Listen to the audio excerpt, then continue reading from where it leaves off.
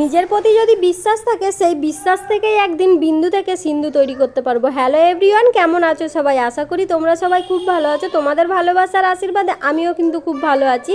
রশ্মি.কবিতা lifestyle blog চ্যানেলে সবাইকে জানাই অনেক অনেক ভালোবাসা। এইভাবে নিঃস্বার্থ ভালোবাসা দিয়ে আমার পাশে থাকার জন্য অসংখ্য অসংখ্য ধন্যবাদ সকল বন্ধুদেরকে। বড়োদেরকে প্রণাম জানিয়ে ছোটোদেরকে ভালোবাসা জানিয়ে আমার ব্লগটা আমি স্টার্ট করছি এখান থেকে।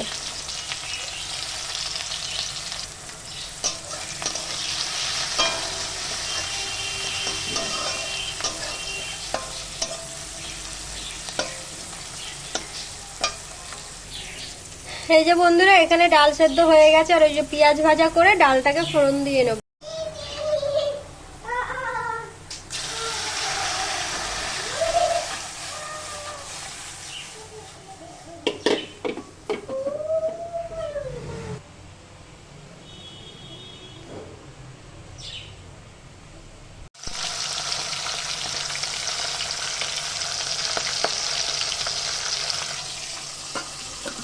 দেখো বন্ধুরা, এখানে মাছ একটা ভেজে নিয়েছি আর এই যে এখানে একটা আছে, এরকম মশলাটাও করে নিয়েছি।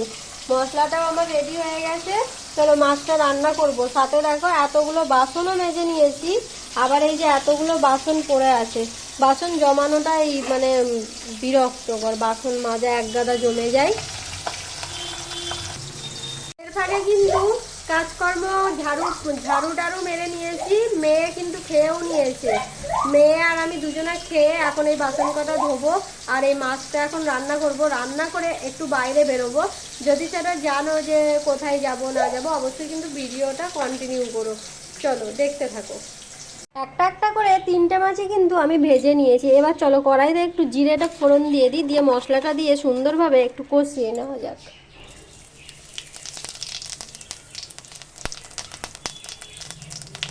দেখো জিরেগুলো কিন্তু ভাজাও হয়ে গেছে।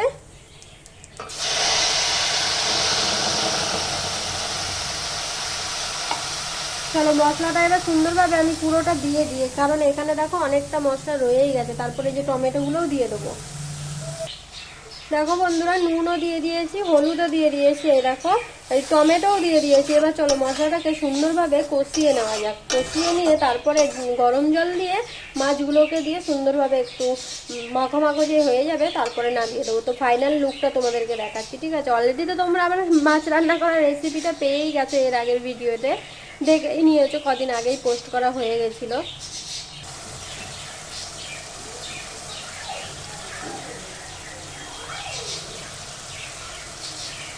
মেয়েকে একটু জুস করে দেবো, ওই জন্য দেখো মৌসুমি লেবুগুলো সুন্দরভাবে আমি ছাড়িয়ে নিয়েছি। আমার রশনি সোনা যেহেতু ছোট, ওই কারণে আমাকে বিছানার চাদর 1-2 দিন পর পরই পাল্টাতে হয়। তো দেখো স্নান টান করে এসে বিছানার চাদরটা পেতে নেব। স্নান করতে যাওয়ার আগে চাদরটা তুলে নিয়ে গিয়েছিলাম। তো বিছানার চাদরটা পেতে নিয়ে দুপুরে কি কি রান্না করেছি চলো সেটা একটু তোমাদেরকে দেখাই। দুপুরে কি কি রান্না হয়েছে সেটা একটু দেখাই। দেখো এখানে আছে ঘুগনি, এখানে আছে ডাল, আর এখানে এই যে পমপ্লেট মাছ, এখানে আছে এই দেখো ভাত। এটা হলো আজকে আমাদের দুপুরের মেনু। এর মধ্যে আমি আবার একটা জিনিস ভুলে গেছি, রান্নার কথা ছিল সর্ষের শাক, তো সেটা আমি ভুলে গেছি। আর ওই দেখো জামা কাপড় কত এক থেকে ফেলে রেখেছি। এই খাওয়া দাওয়া কমপ্লিট করে নিয়ে তারপরে ওগুলো সব গোছাবো। বন্ধুরা, এর আগে তোমরা দেখতেই পেয়েছো যে আমি লেডিস মার্কেটে গিয়েছিলাম। তারপরে তো জামা কাপড় দেখে এসেছিলাম। তারপরে আমি বলেছিলাম রাত্রিরে তোমাদের দাদাভাইকে নিয়ে আমি যাব। তারপরে ওই যেরকম কথা সেরকম কাজ, চলে গেছি। তারপরে একটা জামা কিনেও নিয়ে এসেছি। আর এই দেখো মাম্মামের জন্যও নিয়ে এসেছি এই গেঞ্জিটা। এটা কিন্তু লেডিস গেঞ্জি নয়, ঠিক আছে? আমার খুব শখ, বা ওর বাবারও খুব শখ যে জেন্টস গেঞ্জি কিনে দেবো রশনিকে। তো ওর জন্য ওকে একটা হাফ একটা ফুল কিনে দিলাম। আর আমিও কিন্তু নিয়ে নিয়েছি, সেটাও তোমাদেরকে দেখাবো। আর যখন ঘুরতে কোথাও যাবো জামাটা পরে যাব, তখন ভিডিও করে সুন্দরভাবে তোমাদেরকে দেখাবো। আর আমার জামাটা আর রশনি সোনার গেঞ্জি দুটো কীরকম হয়েছে অবশ্যই কিন্তু কমেন্টস করে তোমরা জানিও।